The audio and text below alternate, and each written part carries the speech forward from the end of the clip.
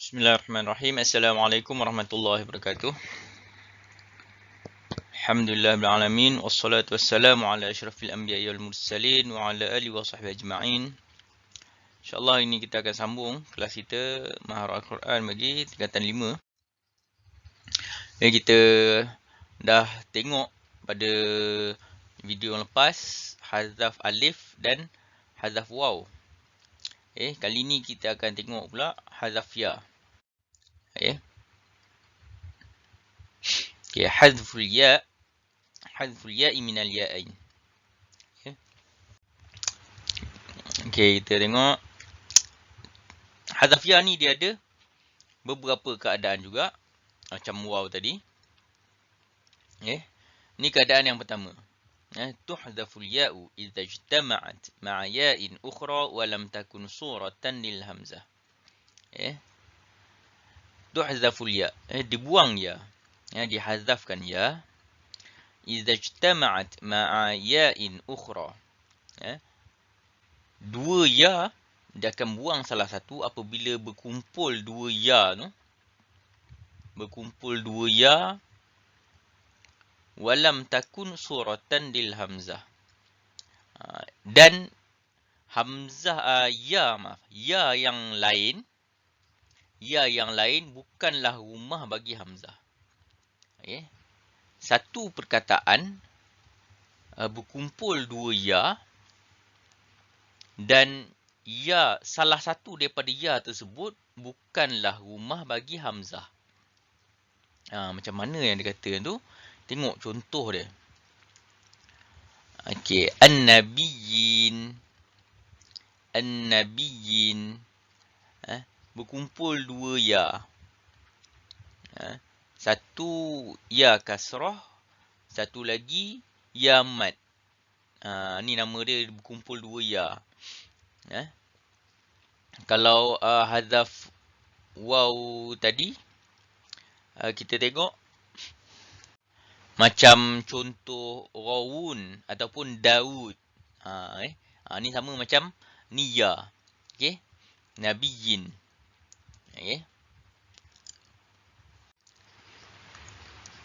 Contoh yang kedua al-hawariyin. Untuk bab ni, hazaf ya yang dibuang salah satu ni, keadaan dia sama macam hazaf waw tadi. Rawun. Rawun tu dia buang salah satu waw. Apabila waw yang kedua adalah waw jamak. Ni pun sama juga. Berkumpul dua ya. Ya yang kedua adalah ya jamak. Nabiyyin, hawariyin, rabbaniyin, ummiyin. Itu contoh. Kalau hazaf waw yang sebelum ni kita tengok dia hazaf waw, dua waw yang berkumpul dalam satu perkataan. Waw yang kedua adalah waw jamak. Jadi dia akan buang waw yang kedua tu. Contoh al-qawun. Untuk ya ni pun sama juga. Berkumpul dua ya. Ya yang kedua adalah ya jamak. Jadi dia buang ya yang kedua. Contoh an-nabiyyin, al-hawariyin. Contoh yang ketiga waliyi. Yang contoh yang ketiga ni, ya yang kedua adalah sukun. Berkumpul dua ya pada akhir kalimah. Berkumpul dua ya pada akhir kalimah. Kemudian ya yang kedua sukun. Maka akan dibuang ya yang kedua. Dalam bahagian yang pertama ni, dalam keadaan yang pertama ni dia ada dua kaedah. Pertama dia berkumpul dua ya yang kedua ya jamak. Yang ketiga berkumpul dua ya pada akhir kalimah. Ya yang kedua mati. Ya yang kedua sukun. Maka dibuang juga ya salah satu daripada ya. Sama juga khilaf. Dalam bab ni khilaf. Ada pendapat kata buang ya pertama, ada pendapat kata buang ya kedua. Tapi yang kita amalkan dalam mazhab kita, pendapat yang kata buang yang kedua. Okay. Ini keadaan yang pertama. Berkumpul dua ya. Kemudian dan di antara salah satu daripada ya tersebut bukanlah rumah bagi hamzah. Dan dekat sini, dan pada keadaan yang pertama ni ada dua kaedah. Yang pertama tadi berkumpul dua ya yang kedua ya jamak. Kemudian berkumpul dua ya pada akhir perkataan, ya yang kedua sukun. Dan di antara tiga-tiga ni pelajar-pelajar boleh bagi contoh salah satu. Berdasarkan soalan-soalan yang sebelum ni, dia akan minta dua. Dia akan minta dua contoh. Boleh bagi salah satu. Ini keadaan yang pertama. Keadaan yang kedua. Idza kanatil ya'u suratan lil hamzati wa ma'aha ya'un ukhra qablaha aw ba'daha. Ini keadaan yang kedua. Dalam satu perkataan ada dua ya. Idza kanatil ya'u suratan lil hamzah. Salah satu ya tersebut adalah rumah bagi hamzah. Rumah bagi hamzah. Wa ma'aha ya'un ukhra qablaha aw ba'daha. Kemudian ada ya yang lain sama ada sebelum ya rumah hamzah tersebut ataupun selepasnya. Ini keadaan yang kedua. Ada berkumpul dua ya. Salah satu daripada ya tersebut rumah bagi hamzah. Kemudian ya yang lain sama ada dia sebelum ataupun selepas rumah bagi hamzah tersebut. Tengok contoh. Khati'in. Perkataan khati'in, dia buang rumah bagi hamzah. Hamzah tak ada rumah. Untuk khati'in ni dia memang ikut kaedah umum.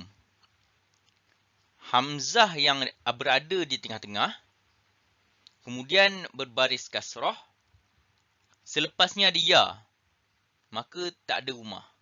Dia sama macam waw, macam tajuk waw sebelum ni. Tajuk sebelum ni, hamzah yang berada di tengah-tengah, berbaris dhammah, selepas dia ada waw, maka hamzah tersebut tak ada rumah. Sama juga macam ya ni. Hamzah berada di tengah-tengah, kasrah, kemudian selepasnya ya, maka tak ditulis rumah. Tak ada rumah bagi dia. Ini kaedah umum. Contoh yang kedua. As-sayyi'at. Contoh yang kedua, as-sayyi'at. As-sayyi'at ni perkataan yang khusus. Dia terkeluar daripada kaedah umum. Kaedah umum resam Uthmani, hamzah yang berada di tengah-tengah, berbaris fathah, sebelum dia kasrah. Jadi, rumah bagi hamzah tersebut adalah ya. Itu kaedah umum untuk resam Uthmani. Hamzah yang berada di tengah-tengah, yang berbaris fathah, sebelum dia kasrah, maka rumah bagi hamzah adalah ya. Jadi sepatutnya dia akan ikut tulisan resam imla'i. Ada dua ya. Tapi oleh kerana tak nak kasih berhimpun dua ya dalam satu perkataan, maka dibuang rumah ya, dibuang rumah hamzah ya tersebut. Ya yang menjadi rumah bagi hamzah tu dibuang. Sebab tak nak berkumpul dua ya. Jadi dia buang rumah hamzah, jadi satu ya saja, hamzah tak ada rumah. Okey. Dan ini perkataan sayyi'at ni adalah perkataan yang terkeluar daripada kaedah umum resam Uthmani. Okey. Okey, kemudian contoh yang ketiga, wari'ya. Okey. Wari'ya pun dibuang rumah ya. Sebab apa? Macam riya ni pun sama juga. Dia terkeluar daripada kaedah. Sebelum ni kita dah cerita kan, hamzah, kaedah umum bagi resam Uthmani, hamzah yang berada di tengah-tengah, hamzah yang berada di tengah-tengah dan hamzah tu sukun.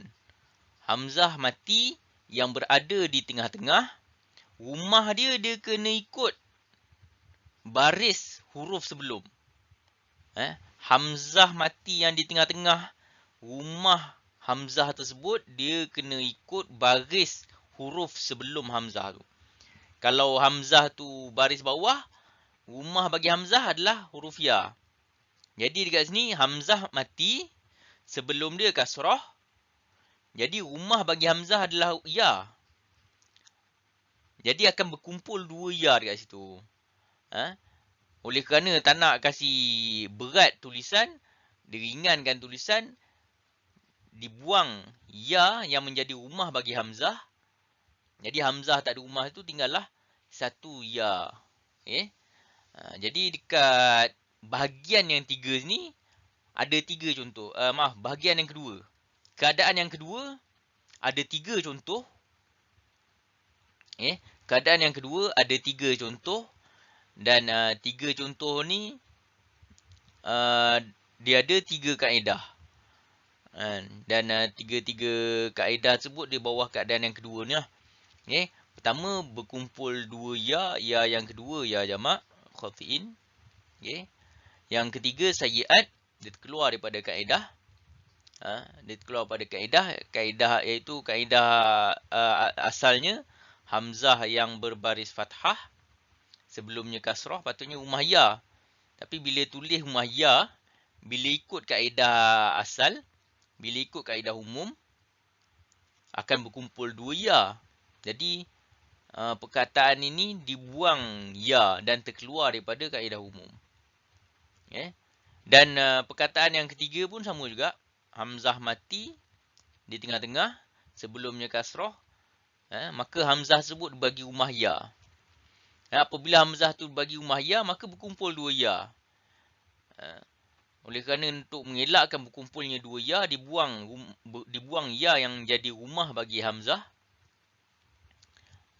Dan perkataan ini terkeluar juga daripada kaedah umum untuk resam Uthmani.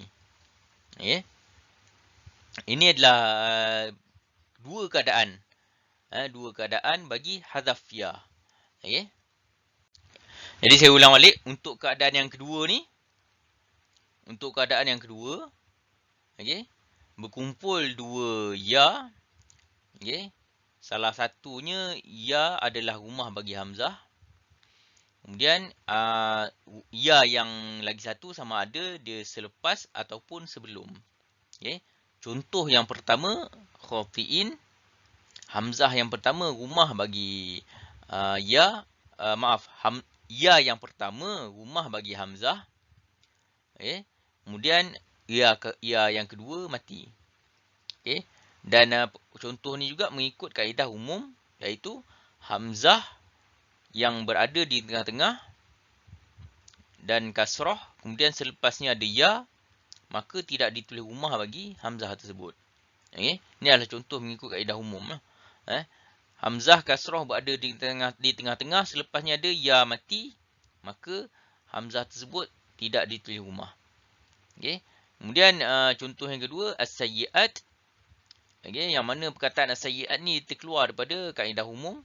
Sepatutnya hamzah yang berbaris fathah, hamzah fathah berada di tengah-tengah sebelumnya kasrah. Sepatutnya rumah dia ya. Tapi apabila dibagi rumah ya pada hamzah, maka akan berkumpul dua ya. Untuk mengelakkan berkumpulnya dua ya, dibuang rumah hamzah dan tinggallah satu ya. Dan juga perkataan yang ketiga, contoh yang ketiga, warid ya pun terkeluar daripada kaedah umum. Hamzah mati di tengah-tengah, sebelumnya kasrah. Sepatutnya bagi rumah ya.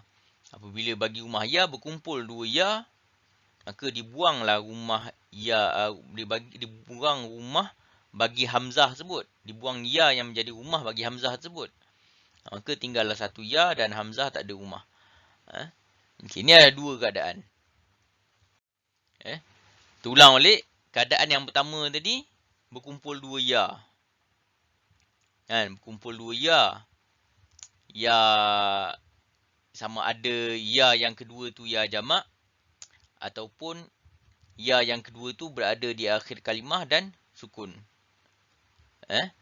Kemudian keadaan yang kedua tadi, keadaan yang pertama tadi berkumpul dua ya. Tapi bukan salah satunya bukan rumah hamzah. Tu yang dia jadi sama ada ya kedua tu ya jamak, ataupun berkumpul dua ya pada akhir kalimah, ya yang kedua sukun. Keadaan yang kedua ni pula berkumpul dua ya, tapi salah satunya adalah rumah bagi hamzah. Okey.